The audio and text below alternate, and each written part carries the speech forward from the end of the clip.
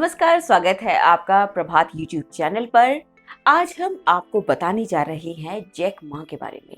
लेकिन इससे पहले कि हम उनके बारे में आपको कुछ रोचक जानकारियां दें, सबसे पहले आप इस चैनल को सब्सक्राइब करना ना भूलें ताकि लगातार रोचक वीडियो आपको मिलते रहें। सबसे पहले जैक मा चीन के तीसरे और विश्व के 21वें अमीर व्यक्ति हैं। वे आधुनिक युग के तकनीकी विशेषज्ञों में से एक हैं। अलीबाबा के सह संस्थापक और चीन के जाने माने कारोबारी जैक मा ने भले ही अपने 55वें जन्मदिन पर अलीबाबा कंपनी के सीईओ पद से इस्तीफा दे दिया हो, लेकिन अलीबाबा को हमेशा जैक मा के नाम से ही जाना जाएगा। अपने ग्राहकों का ध्यान रखिए।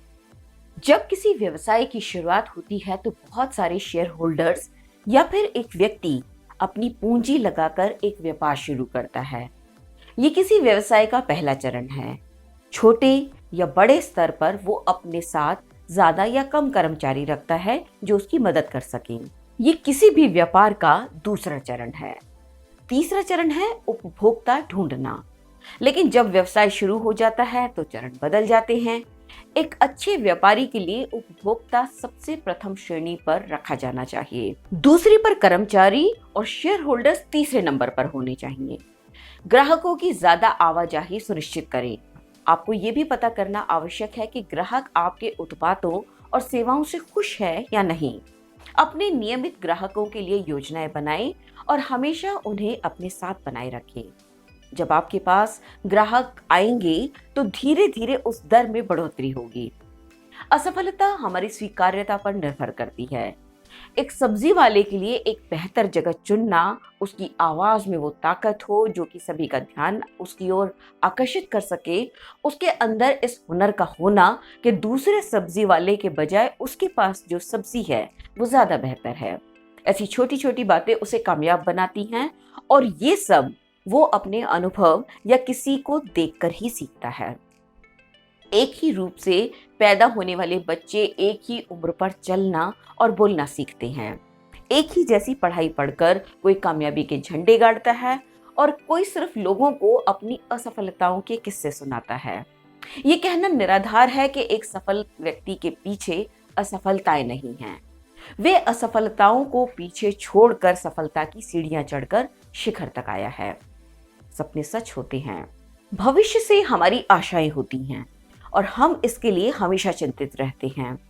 आपके पास बड़े या अमीर पिता नहीं हैं, आप बहुत शिक्षित नहीं हैं, आप किसी भी बड़ी यूनिवर्सिटी में पढ़ने के लिए वो पैसा भी देना चाहते हैं जो आपके लिए देना बहुत मुश्किल है। आप सोचते हैं कि आप वहां से सफल होकर निकलेंगे, लेकिन आप रिजेक्ट कर दिए जाते हैं। फिर भी आप सोचते हैं कि बेहतर भविष्य आपके लिए इंतजार कर रहा है। शुरुआती दौर हमेशा एक लाइन से शुरू होता है। उसी लाइन पर खड़े होकर हर व्यक्ति अपने जीवन की शुरुआत करता है। बहुत ज्यादा अपेक्षा दुविधा में डालती है। सबसे जरूरी यह है कि आप कभी शिकायत नहीं करते। आप युवा हैं और आपको शिकायत का मौका नहीं दिया जाएगा। वे लोग जो शिकायत करते हैं वे असफल होते हैं। सोचिए कि आप किसी भी चीज को बेहतर कैसे बना सकते हैं। ये आप सिर्फ अपने दिमाग से सोच सकते हैं। एक्शन कीजिए। हर दिन नया होता है। हर दिन काम पर जाने के लिए नहीं होता, अपने विचार पर काम करने के लिए भी होता है। अपने सपनों को जिंदा रखें, क्योंकि किसी न किसी दिन वो जरूर होगा जो आप सोचते हैं। दुनिया संभावनाओं से भरी है। मैंने अलीबाबा की शुरुआत अपने अपार्टमेंट में की। मैं अमेरिका से वापस गया और मैंने अपने सभी दोस्तों को बुलाया तथा 2 घंटे तक उनको समझाया कि मैं क्या करना चाहता हूँ, और उन्होंने कहा कि भूल जाओ, ये काम कोई नहीं करेगा, ऐसी कोई चीज दुनिया में नहीं होती। सिर्फ एक आदमी था जिसने कहा कि अगर तुम प्रयास करना चाहते हो तो करो, अगर कुछ गलत हो तो तुम वापस आ जाओ। पूरी रात सोचने के बाद मैंने कहा कि मैं ये करूंगा। ज्यादातर लोगों के पास रात में बहुत अच्छे विचार होते हैं, लेकिन वे सुबह उठते हैं और उसी नौकरी पर वापस चले जाते हैं। भविष्य 25 साल की उम्र गलतियां करने की होती है।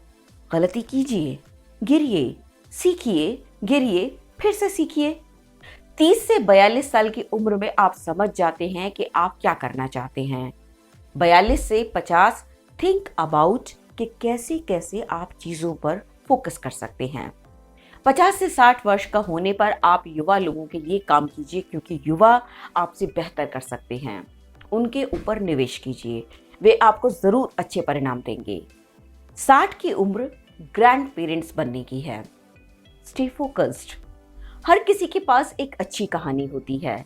सबके पास अपनी समस्याएं होती हैं, लेकिन बहुत कम लोग होते हैं जो आपको सुनते हैं। जब आप सफल होते हैं, लोग आपको सुनते हैं, कहते हैं वाओ आप बहुत ग्रेट हैं।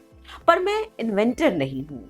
हर कोई आपको रिजेक्ट करने के बहाने सोचता है, ना कि आपकी स्वीकार्यता के बारे में। अपनी संस्कृति को ध्यान में रखें। जब आप 23 साल के होते हैं, आपके पास बहुत सारे विचार होते हैं, लेकिन आपको नहीं पता होता कि आप क्या करना चाहते हैं। वैल्यू, विश्वास, स्वतंत्र सोच, टीम वर्क, सावधानी वगैरह हमारे जीवन के बहुत सारे सॉफ्ट हिस्से हैं। इन्हें हमेशा अपने अंदर बनाए रखें। यही एक चीज़ है जो हमें मशीनों से अलग बनाती है। अगर हम इन सब चीज़ों को साथ लेकर चलेंगे तो हमेशा अपनी संस्कृति से जुड़े रहेंगे। शिक्षा। समय तेजी से बदल रहा है। समय के साथ हमें शिक्षा व्यवस्था भी बदलनी होगी। मैं इंग्लिश का शिक्षक था। मेरे समय में हमारे देश में इंग्लिश हम पढ़ सीख रहे थे। मुझे जो इंग्लिश पढ़ाती थी वो गणित की शिक्षक थी। वो सुबह को ABCD पढ़ती, स्कूल आकर हमें पढ़ाती। एक दिन उन्होंने कहा था, जैक तुम्हारा उच्चारण मुझसे ज्यादा अच्छा है। कभी कभी मैं सोचता हूँ कि मैं अच्छा कर पाया क्योंकि मेरे शिक्षक अच्छे थे और मेरे साथ थे।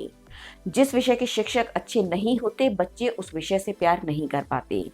मैं जिन लोगों के साथ पढ़ा, 20 साल बाद आज मैं देखता हूँ कि वे जो मेरे साथ स्कूल में, कॉलेज में टॉप पर थे, मैं उन सभी से तेज दौड़ रहा हूँ। मैंने पढ़ना कभी बंद नहीं किया।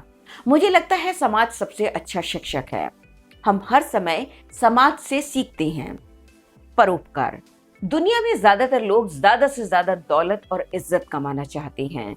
दुनिया में शायद कोई भी ऐसा नहीं होगा जो ये चाहता हो कि उसकी दौलत कम हो या उसकी इज्जत कम हो, लेकिन दुनिया में ऐसे बहुत से लोग होते हैं जो दुनिया में आते हैं, अपने लक्ष्य को अंजाम देते हैं और उचित समय के बाद सब कुछ समाज के लिए छोड़ देते हैं और अपने साथ ले जाते हैं तो यश व कीर्ति। कुछ ऐसे उदाहरण साबित करते हैं कि हम सिर्फ समाज के लिए बने हैं। मानव एक सामाजिक प्राणी है। परोपकार मानव का सबसे बड़ा धर्म है। जिंदा दिल बनिए।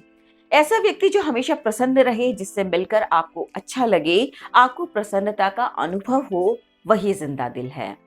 मौका था अली बाबा की वर्षगांठ का। 2017 में माइकल जैक्सन के लिबास में एक व्यक्ति स्टेज पर उतरा और उसने लगभग 20,000 कर्मचारियों के सामने डांस किया। उसकी परफॉर्मेंस देखकर सभी को माइकल जैक्सन दोबारा याद आ गए। तालियों की गड़गड़ाहट से गूंज उठा पूरा ऑडिटोरियम। इसी बीच उसने अपना नकाब उतारा तो वो कोई और नहीं, अली बाबा के संस्थापक जैक मा थे। इसी तरह के रोचक वीडियो पाने के लिए बने रहिए हमारे साथ।